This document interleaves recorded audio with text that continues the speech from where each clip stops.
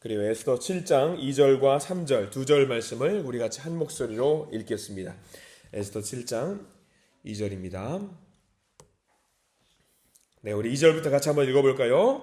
왕이 이 둘째 날 잔치에 술을 마실 때에 다시 에스더에게 물어 이르되 왕후 에스더여 그대의 소청이 무엇이냐 곧 허락하겠노라. 그대의 요구가 무엇이냐 곧 나라의 절반이라 할지라도 시행하겠노라. 왕후 에스더가 대답하여 이르되 왕이여 내가 만일 왕의 목전에서 은혜를 입었으며 왕이 좋게 여기시면 내 소청대로 내 생명을 내게 주시고 내 요구대로 내 민족을 내게 주소서. 아멘. 오늘 이 말씀 가운데 하나님의 크신 은혜가 있기를 간절히 소망합니다. 우리 기도하는 마음으로 고백합니다. 하나님의 은혜가 지금 저에게 임하기를 기도합니다. 우리 옆 사람 축복하면서 하나님의 은혜가 지금 여러분에게 임하기를 기도합니다. 아멘. 복된 하나님의 은혜가 넘치는 복된 하루가 되기를 간절히 소망합니다. 그래 에스더 7장 말씀 제목을 보셔서 아시겠지만 하만의 몰락이라는 제목으로 오늘 우리가 보게 됩니다. 말씀드렸다시피 에스더에서는 하나님이 드러나지 않고요. 기도라는 단어가 등장하지 않지만 하나님께서 하시는 일들이 속속 드러나 있습니다. 그런 단어가 없다라고 할지라도 그리고 우리가 봤을 때 무슨 세계사의 어떤 한 이야기, 어떤 궁중 드라마의 이야기를 보는 것 같지만 그럼에도 불구하고 하나님은 여전히 역사하고 있다라는 것을 오늘 이제 보게 되고요. 대역전극이 드디어 펼쳐지게 됩니다. 자, 우리가 1절부터 한번 말씀을 보기를 원합니다. 1절에 이렇게 나와 있죠. 함께 읽습니다. 왕이 하만과 함께 또 왕후 에스더의 잔치에 가니라. 또라는 말이 나와 있어요. 또 보통 이제 아하수에로 왕이 세상의 진귀한 잔치들은 모두 맛보고 모두 경험했겠지만 오늘 에스더가 펼친 그 잔치에 또 가게 됩니다. 세상의 진귀한 잔치들은 모두 경험해 보았습니다. 그러나 오늘 아하수에로 왕이 경험한 잔치는 세상에 다시 한번 경험할 수 없는 놀라운 진귀한 잔치였습니다. 왜냐하면 또 잔치에 참여할 수 있었던 신기한 잔치라는 이유는 뭐냐면 자기가 반드시 소원을 이루어 주어야 하는 그런 잔치거든요. 왕후시오 소원을 말하시오 했는데도 불구하고 왕후가 소원을 말하지 않습니다. 무려 3번이나 물어보게 되는 놀라운 상황이지요. 왕이라고 하면은 모든 사람들이 만나서 소원을 말하려고 합니다. 왕이시여 나는 이런 바람이 있고 이런 소원이 있습니다. 이런 소원을 들어주시기를 간절히 소망합니다 라고 이야기를 하는데 모두가 그런 바람을 가지고 왕에게 나옵니다. 그런데 왕후는 남달라요. 소원이 무엇입니까? 다음에 말씀드리겠습니다. 소원이 무엇입니까? 다음에 말씀드리겠습니다. 아마 왕에게는 이게 굉장히 신기한 장면이고 경험일 것입니다. 이 여자 새롭다. 이 여자 정말 특별한 여자다. 나에게 일해본 적이 없는 여자인데 이 여자가 펼치는 이 잔치를 반드시 내가 참여해서 그 소원을 반드시 이루어 주리라. 소원을 이루어 줘야지 왕입니다. 자기의 권위와 권세를 보여주어야지 왕인데 계속 그래서 뭔가 해 주어야 될 것 같은 마음이 생깁니다. 왕은 조바심이 납니다. 보통 이럴 때 우리는 뭐라고 이야기를 하냐면 매도 빨리 맞아야 된다라고 생각을 하게 되거든요.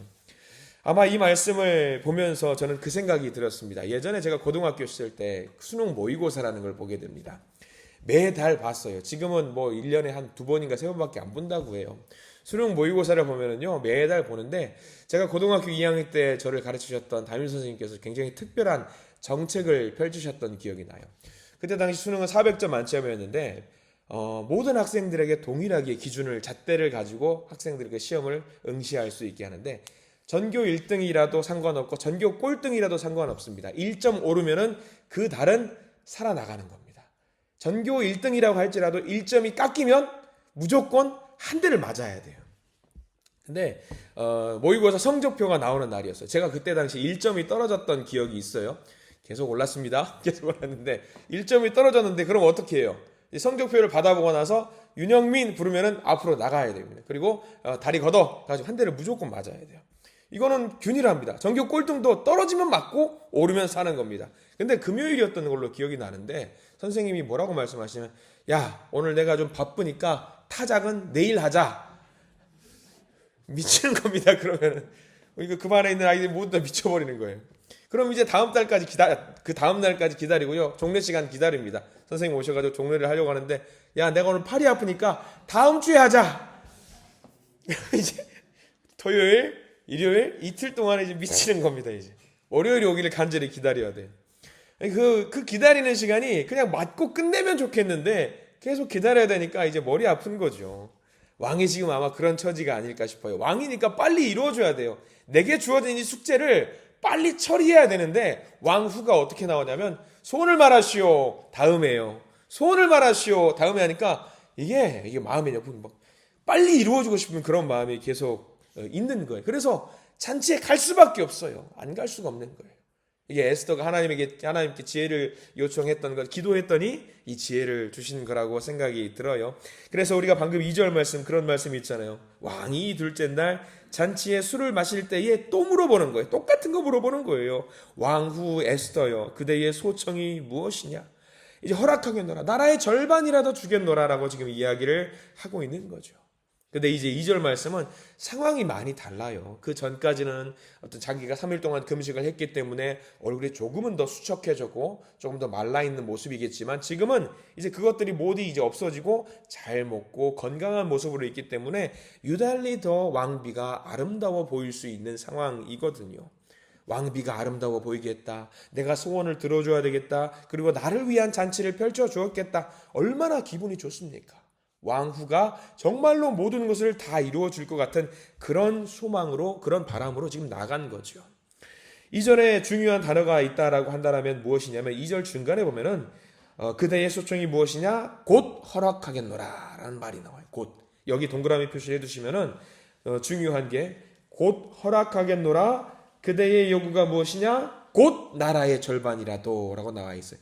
곧이란 말이 두 번이나 연속해서 한 문장에 나와 있는 거예요. 그러니까 그만큼 지금 아하수에로 왕이 안달이 나 있는 상황이에요.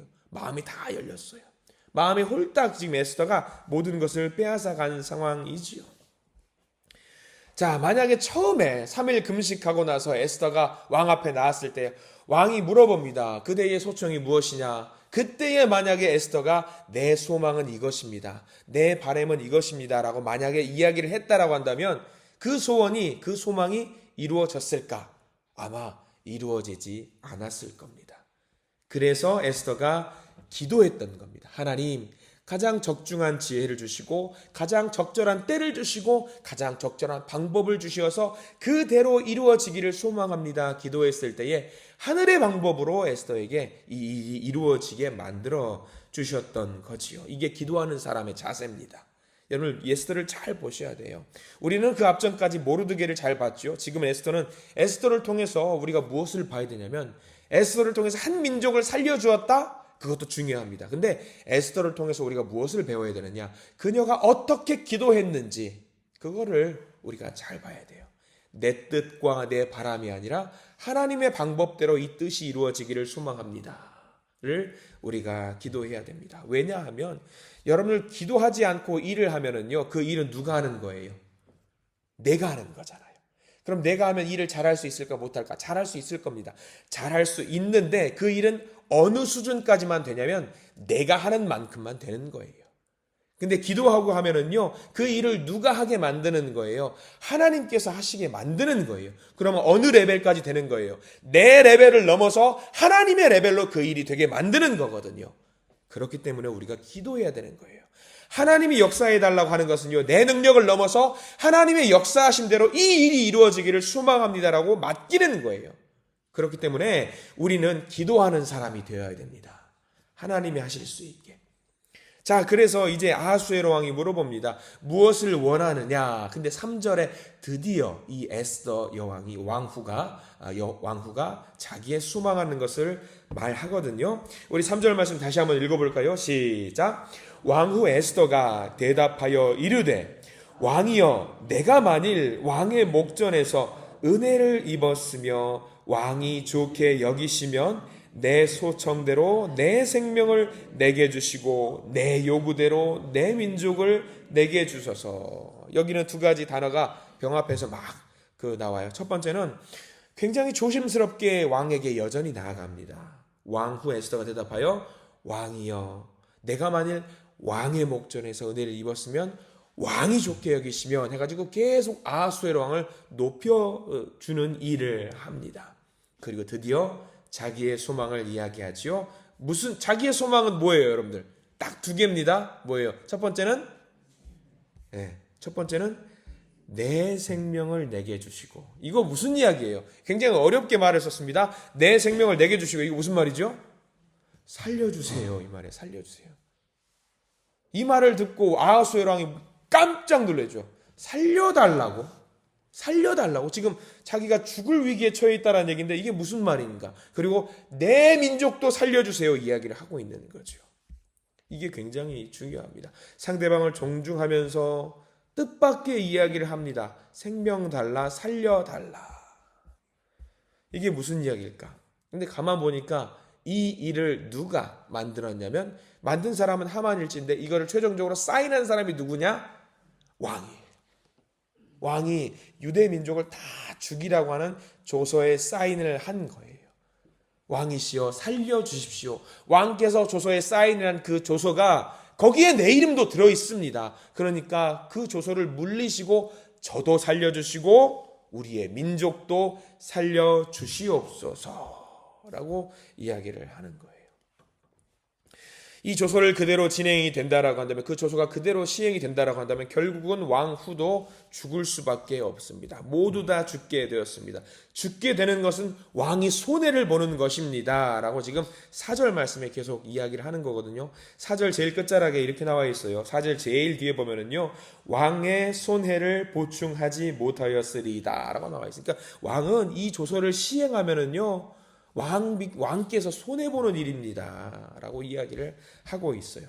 왕의 머릿속에 순간적으로 생각나는 것이 두 개가 있었을 겁니다. 첫 번째는 뭐냐면 모르드게입니다.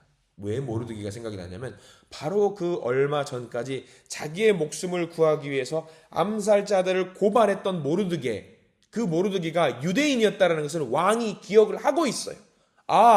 내가 조서에 유대인들 다 죽이라고 했는데 가만히 생각하니까 나를 살렸던 사람이 모르드게네? 유대인이네? 내가 조서에 사인을 잘못했구나. 그리고 또 하나 생각났던 것. 아무 생각 없이 조서에 사인을 했던 자신의 가벼웠던 경솔했던 행동이 생각났을 것입니다. 왕후도 유대인이었구나. 내가 아무 생각 없이 그 조서에 사인을 했구나. 라는 생각을 합니다. 그리고 그 순간 왕이 어떻게 했을까요? 권력자들은 늘 그렇습니다. 자기에게 잘못이 있다라고 할지라도 자기 잘못을 인정하지 않고 그 결정을 하게 만든 사람을 찾습니다. 누가 나에게 이 일을 하게 만들었느냐라고 합니다. 5절 말씀 같이 볼까요? 5절에 그렇게 나와 있어요. 5절입니다. 시작. 아하수에로 왕이 왕후 에스더에게 말하여 이르되 감히 이런 일을 심중에 품은 자가 누구며 그가 어디 있느냐 하니 책임을 전가합니다. 경솔한 왕이에요. 자기가 잘못했으면 미안하다라고 하면 되는데 내가 그 일을 하게 만들도록 내가 그 일을 하도록 나에게 조언을 한 사람이 누구냐라고 사람을 찾습니다. 부추긴 사람이 누구냐라고 묻습니다. 그 일을 한 사람이 누굽니까? 너죠, 너. 아하수에로 당신입니다. 근데 이게 왕을 그렇게 하면 안 되니까요. 에스더가 말을 합니다. 6절 말씀 이렇게 나와 있어요. 6절입니다. 에스더가 이르되 대적과 원수는 이 악한 하만이니이다 하니 하만이 왕과 왕후 앞에서 두려워하거늘. 이제 드디어 하만 이 사람이 그 말을 했습니다 라고 이야기를 합니다. 그동안에 이 잔치에 자기가 왜 초대되었는지를 몰랐어요. 술 마시고 즐기면서 이 방심한 사이 자기가 왕의 너머에서 왕 위에서 왕을 조종하고 있다라고 생각을 했는데 그 상황에 에스더가 훅 들어옵니다. 하만이 이 유대인 민족을 죽이려고 했습니다. 저를 죽이려고 했습니다 라고 이야기를 해요. 어버버하면서 아무 말도 할 수 없었겠지요. 왕은 어떻습니까? 자기가 잘못 조서를 쓴 것에 대해서 책임자, 희생자가 필요합니다. 그런데 순간적으로 하만을 잡아서 벌하지를 못합니다. 왜? 이 나라의 2인자입니다. 그래서 함부로 이 사람의 벌을 줄 수 없어서 고민을 좀 하려고 했던 내용이 7절에 나와 있습니다. 7절 말씀 한번 볼까요? 7절입니다. 왕이 노하여 일어나서 잔치 자리를 떠나 왕궁 후원으로 들어가니라. 하만이 일어서서 왕후 에스더에게 생명을 구하니 이는 왕이 자기에게 벌을 내리기로 결심한 줄 알미더라 라고 나와 있어요. 바로 결정을 못합니다. 아하수에로가 잠깐 시간을 벌기 위해서 그 잔치의 자리를 피하지요.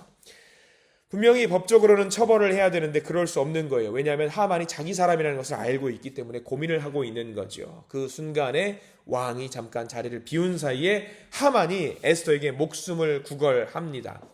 근데 이 상황을 잘 보셔야 되는 게 지금 이 상황이 어떤 상황이냐. 여러분들 예전에 수요 예배 통해서 저와 함께 말씀을 나눌 때에 이때 고대 근동에 있었던 사람들이 잔치를 누릴 때에 했던 자세를 기억을 하시면 됩니다. 디귿자 모양, 말발굽 모양으로 하는 잔치 자리에 우리가 앉을 때 의자에 가만히 이렇게 앉는 게 아니라고 말씀을 드렸어요. 몸을 앞으로 기대서 앞에 있는 음식을 먹으면서 담소를 나누면서 잔치를 한다라고 했어요. 그러면 여기 다 이어지는 겁니다. 하만이 에스더 왕후에게 가서 살려달라고 빌 때에 어떻게 갔을까? 그 왕후 앞으로 간 것이 아니라 누워있는 뒷자리로 가게 되는 거예요. 다리춤으로 가는 겁니다. 다리춤에서 왕후에게 무릎을 꿇고 또는 왕후의 무릎을 잡던가 왕후의 다리를 잡으면서 살려주세요 그랬을 겁니다. 그러면 그 살려주세요 하던 그 순간에 그 왕후의 아래쪽에 있는 그 하만의 모습을 누가 발견하게 되냐면 이제 왕이 들어오면서 발견하게 됩니다. 마치 그 모습이 어떤 모습이었을까? 그게 8절에 나오죠. 8절 읽어볼까요? 8절입니다. 왕이 후원으로부터 잔치자리에 돌아오니 하만이 에스더가 앉은 걸상 위에 엎드렸거늘 왕이 이르되 저가 궁중 내 앞에서 왕후를 강간까지 하고자 하는가 하니 이 말이 왕의 입에서 나오매 무리가 하만의 얼굴을 싸더라. 마치 그 모습이 왕후를 겁탈하려고 하는 모습처럼 보이게 되는 거죠. 벌 줄 생각이 사실 없었습니다. 좀 참으려고 했습니다. 그래서 왕후를 설득하려고도 했을 겁니다. 그런데 그 상황, 그 모습이 왕후를 겁탈하는 모습처럼 보이니까 그 순간에 왕이 가만히 있을 수가 없는 겁니다. 그래서 그를 바로 잡아서 죽이려고 합니다. 결국 어떻게 되느냐? 하만이 모르드게를 장대에 매달아가지고 잡으려고 했는데 그렇게 하지 못하고 결국 그 장대에 누가 매달리게 되냐면 하만 자신이 매달리게 됩니다. 이것이 그냥 내용만 읽으면요 우리가 궁중 드라마처럼 보게 됩니다. 그런데 아니에요. 하나님께서 아말렉과 대대로 싸우시겠다고 선언하셨던 하나님의 약속이 지금 이루어지는 현장입니다. 우리의 일생도 그렇습니다. 이 말씀을 보면서 살아가는 모든 인생이 내가 일하고 내가 작정하고 내가 마음대로 하는 것 같죠? 아닙니다. 하나님께서 하신다라는 것을 우리가 잘 기억했으면 좋겠어요. 에스더는요 궁중 이야기가 아니에요. 충신과 어떤 간신의 이야기가 아니고요, 왕후의 세력 다툼의 이야기가 아닙니다. 왕에게 사랑받는 이야기도 아니고요, 누가 잘났다 못났다 그 이야기도 아닙니다. 하나님께서 그 약속을 어떻게 이루어 주시는지 그것을 말씀으로 우리에게 보여주시는 내용입니다. 오늘 내용을 통해서 잘 기억했으면 좋겠습니다. 내 삶을 보고 계십니다. 내 삶을 통해서 하나님이 역사하십니다. 하나님은 살아 역사하셔서 말씀대로 반드시 그 상황들을 만들어 주십니다라는 것을 우리가 잘 기억하기를 소망합니다. 그래서 우리가 명심해야 될 것, 말씀을 붙잡으시기 바랍니다. 하나님이 내게 주신 그 말씀을 붙잡을 때에 그 말씀을 반드시 우리 가운데 이루어 주실 줄 믿습니다. 그래서 말씀대로 살아가는 복된 날이 되시기를 간절히 소망합니다. 아름다운 믿음의 결과, 말씀의 증거가 우리 삶 가운데 가득하게 되어서 하나님의 복된 은혜를 누리시는 믿음의 자녀들이 되시기를 간절히 소망합니다. 기도하겠습니다. 하나님, 연약한 우리의 삶을 하나님의 능력으로, 하나님의 손으로 붙잡아 주시고 우리의 수준 그대로가 아니라 하나님의 수준대로, 하나님의 말씀대로 우리 삶의 열매를 맺게 하시고 이루시고 도우시는 하나님을 찬양합니다. 주님, 우리는 연약합니다. 부족합니다. 아무것도 할 수 없습니다. 그러나 우리 아버지 되신 하나님께서 오늘도 우리에게 말씀하여 주시고 그 말씀을 친히 이루어 주시니 감사를 드립니다. 그 말씀 붙들고 나아갈 때에 하나님의 영광과 하나님의 능력 그리고 살아계심이 내 삶을 통해서 드러나게 해 주시옵소서. 주님, 모르드게를 매달고자 했던 그 장대에 하만이 달리는 역전의 삶이 우리에게도 있을 줄 믿습니다. 하나님을 의지하고 하나님의 말씀을 꼭 붙잡고 묵상하며 나아갈 때에 그 말씀에 담긴 하나님의 뜻과 마음이, 하나님의 계획이 우리의 삶 가운데 넘치도록 일어나는 복된 삶을 살게 해 주시옵소서. 예수 그리스도 이름으로 간절히 기도드립니다. 아멘.